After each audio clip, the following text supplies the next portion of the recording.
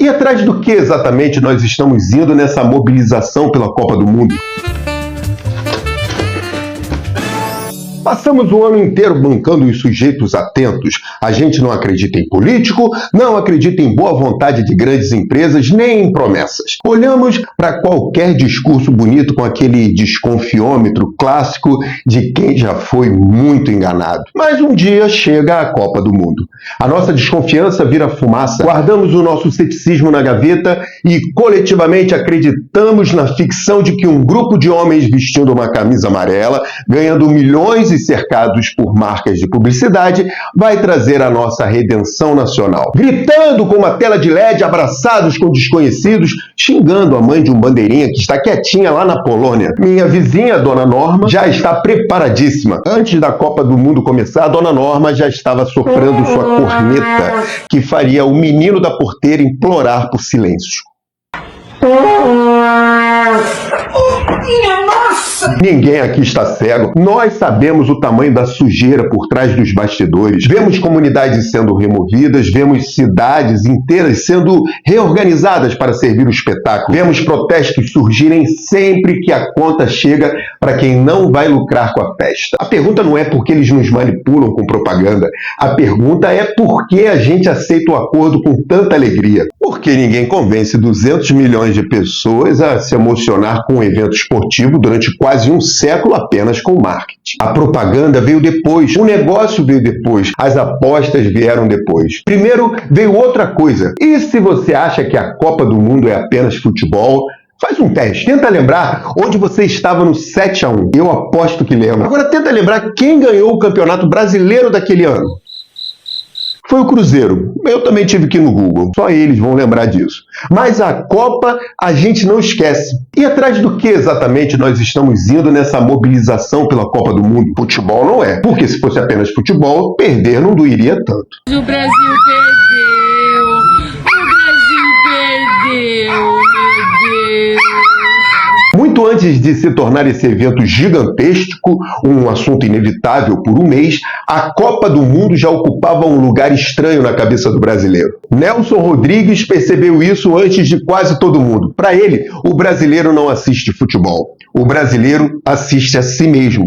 A seleção nunca foi apenas um time, ela virou uma versão idealizada do que gostaríamos de ser. Talvez porque a gente nunca tenha gostado muito da imagem que viu no espelho. Foi daí que nasceu o famoso conceito que Nelson Rodrigues chamou de complexo de vira-latas. Aquela nossa mania genuinamente brasileira de ver qualquer problema aqui e concluir: só podia ser no Brasil. E ainda completar: em tal lugar isso não acontece. E aí a gente cita um país que nós só conhecemos pontos turísticos. Nelson Rodrigues identificou esse comportamento nos anos 50 e percebeu algo curioso. O futebol era o único lugar onde tentávamos provar a nós mesmos que estávamos errados. Ele deu uma pista valiosa para entender o que é uma Copa do Mundo para nós quando criou a expressão "a pátria de chuteiras". Não é orgulho, não é alegria, é aquele estado de suspensão angustiada, coração na garganta, onde você não sabe se vai ser glória ou tragédia. É isso, nós criamos heróis e demônios em 90 minutos. Se o atacante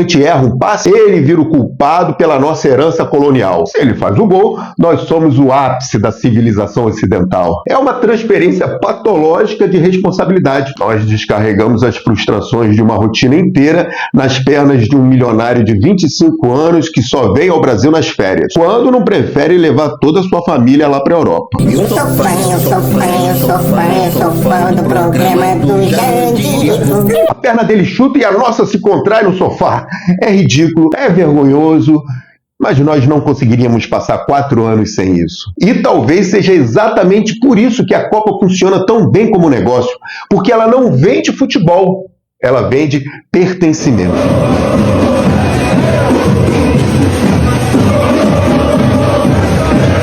Mas se Nelson Rodrigues explica a emoção, Roberto da Mata, niteroense, ajuda a explicar o ritual. O antropólogo olhou o futebol com a mesma lente que usou para estudar o carnaval e percebeu algo curioso sobre as nossas regras.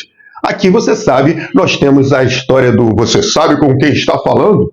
E com isso, existe a sensação permanente de que as regras não serão respeitadas.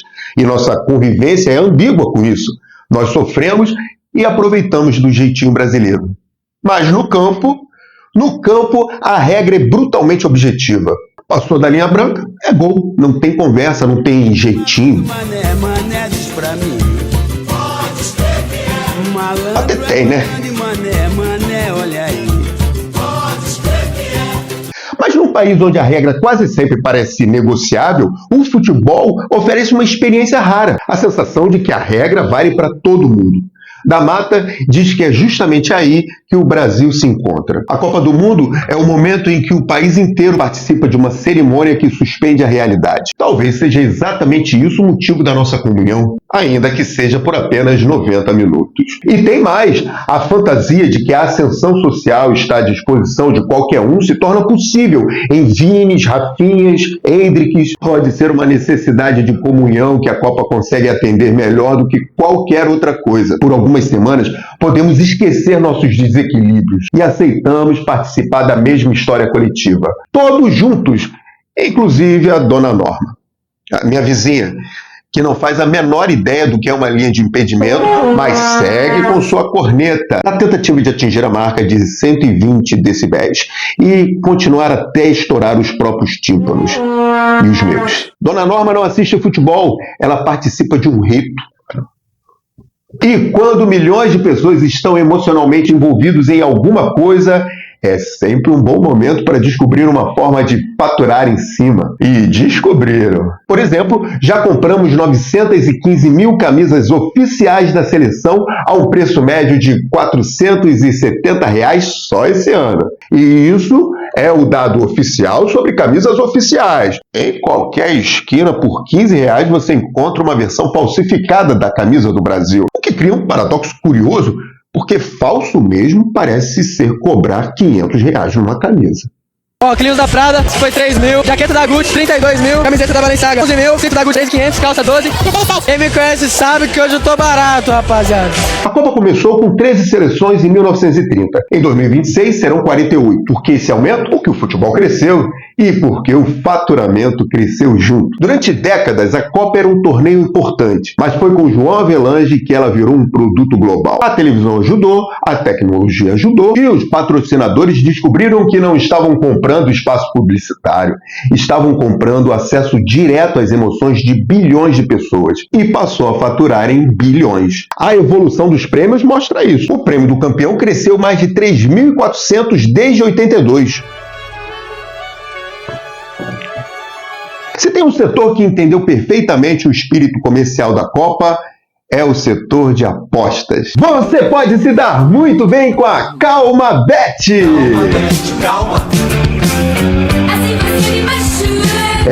Machuca! Mas pelo menos na nossa bet ninguém pode dizer que não avisamos. Esta é a Copa das Bets, a primeira vez que o Brasil vai assistir ao Mundial com um mercado de apostas totalmente legalizado, regulamentado e instalado dentro do celular de 30 milhões de CPFs. A emoção agora tem taxa de retorno. E a taxa é nossa. As empresas de apostas pagam só 12% de tributos.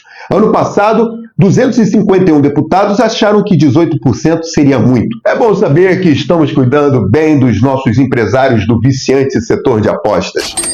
E o nosso país sozinho deve responder por 10% de todo o volume apostado no planeta durante o torneio. Estimativas apontam que esta Copa deve injetar 25 bilhões de reais adicionais em depósitos de apostas esportivas no Brasil. Não é à toa que nós somos os líderes mundiais de acessos nos sites de aposta, muito na frente do segundo lugar. Dona Norma não apostou nada, mas baixou o aplicativo. Por quê? Porque o jogador preferido dela pediu. Ela não sabe o que é odds, nem eu, mas sabe que tem um bônus de boas-vindas. Dona Norma está sendo bem-vinda. Minha nossa! Mas o jogo em si, o original, a partida de futebol, dura apenas 90 minutos. Muito pouco para movimentar essa máquina. Então surgiu uma modalidade paralela. O futebol antes do futebol. A transmissão que começa 3 horas antes da bola rolar. 4 comentaristas debatendo hipóteses sobre hipóteses. Eles analisam o vento, analisam o humor do centroavante, analisam confrontos ocorridos quando a metade do elenco atual ainda nem tinha nascido. É uma simulação de profundidade sobre o nada. Porque o objetivo daquela enrolação prolongada é um só. Mais tempo para anúncios. Comprem, comprem, comprem, comprem, comprem.